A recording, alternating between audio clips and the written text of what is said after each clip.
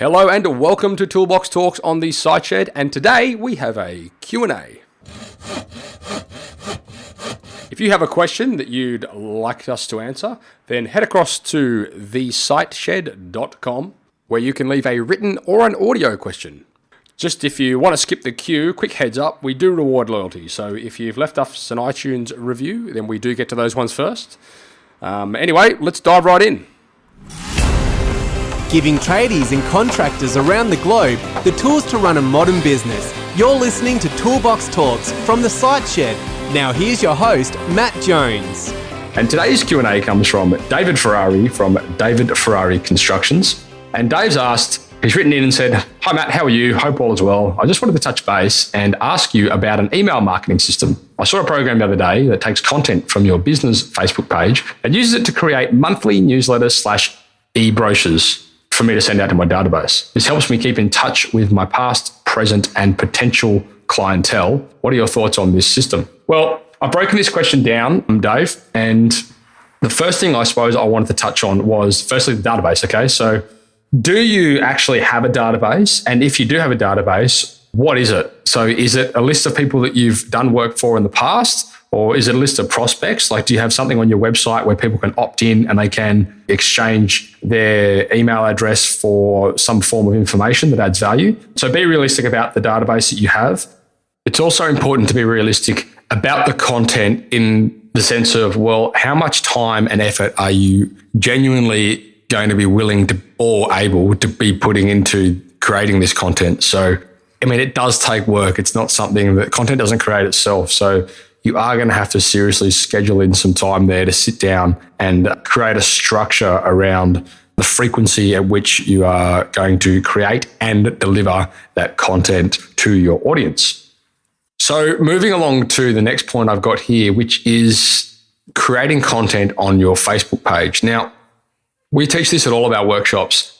Creating content on a Facebook page is not an ideal strategy because at the end of the day, you don't necessarily own that content. And what I mean by that is, I've had numerous cases and scenarios where people have put a lot of resource into building a Facebook page or building their YouTube channel. And for one reason or another, that account has been closed, maybe because of a violation or something.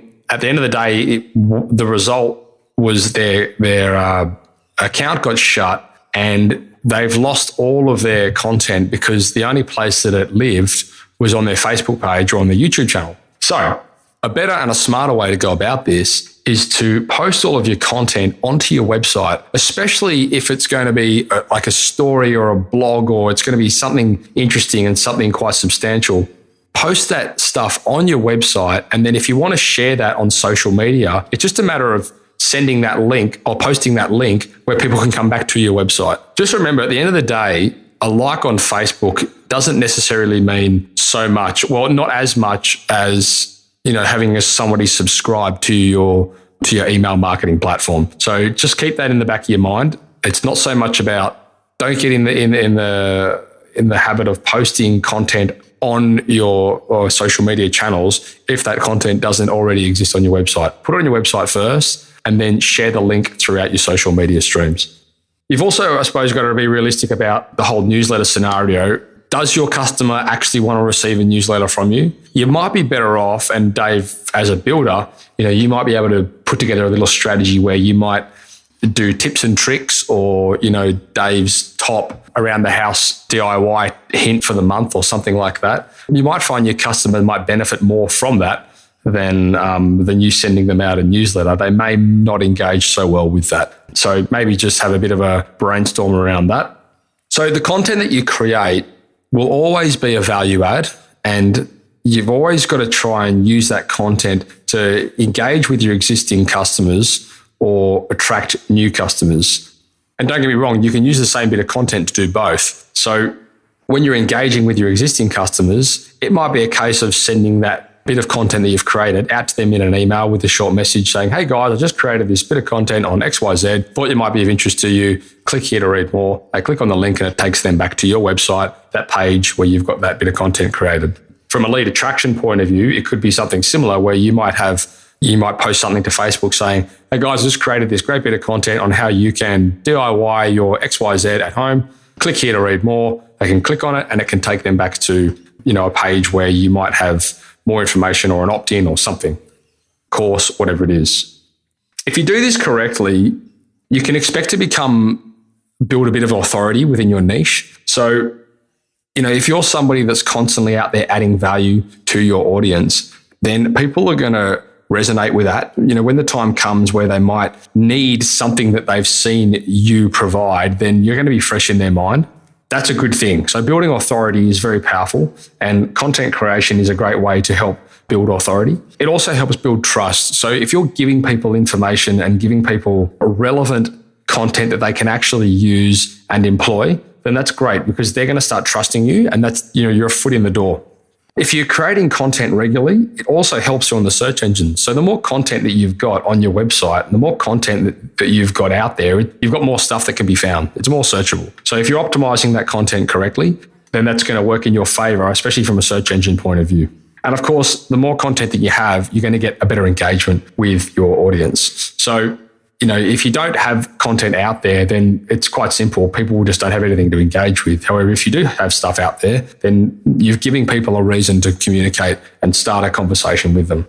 So as an action step, I would say, firstly, commit to creating a plan. So instead of just saying, oh, this looks like a good idea, actually sit down and say, okay, well, I've got to be realistic about how much time I am willing to put into doing this. And then I've also got to sit down and you'd have to sit down and come up with a strategy as opposed to how often do I want to communicate with my audience? So, it might all sound great to say I want to send out a weekly newsletter, but realistically, you probably won't get as good an engagement from doing that. So, the best way to go about figuring out what's going to work best is just to ask your customers. So just say, listen, this is what I want to do. I want to put together a bit of a program where I can educate you guys on things that you can do around the house yourself. What would be a good frequency for you? How often would you like to hear from me? These sort of things, and just get it straight from the horse's mouth. Always be adding value. So if you're going to go in there with a hard sell, you're probably going to struggle. So I would always just go out there giving that information away.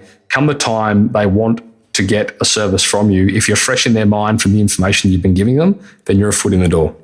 And always get in the habit of posting that information to your website first. So if it's a little thing, if you're going to be reposting something that you saw on Facebook, or if you saw a joke or something that you want to post on there, or a meme, then that's fine. You can post it straight to Facebook. But if you're going to be creating substantial content, 100% create that content on your website, post the link to the content on your Facebook or on your social media channels, and get people back to your website where they can opt in and you can get their details in which you can start marketing to. So anyway, that's all from me, Dave. I hope that answered your question. Keep sending those questions through, guys, and that's a wrap. So if you haven't already, head across to thesiteshed.com and register for our Toolbox Talks, where you'll be regularly sent great episodes just like this straight to your inbox, so you'll never miss one. If you want to join the community, you can head across to thesiteshed.com/members, where for a small monthly fee, you'll get access to regularly updated training material, as well as access to our forum where you can mingle and collaborate with trade-based business owners just like you from all over the world. If you're enjoying this podcast, please head across to iTunes and leave us a 5-star review. We greatly appreciate it, and it helps us spread the word and reach the masses. Likewise, if you know anyone that might benefit from the content we create, then please go ahead and share this with them. You've been listening to Toolbox Talks by The Site Shed. For more great content just like this, head across to thesiteshed.com and join the amazing community of savvy trade-based business owners.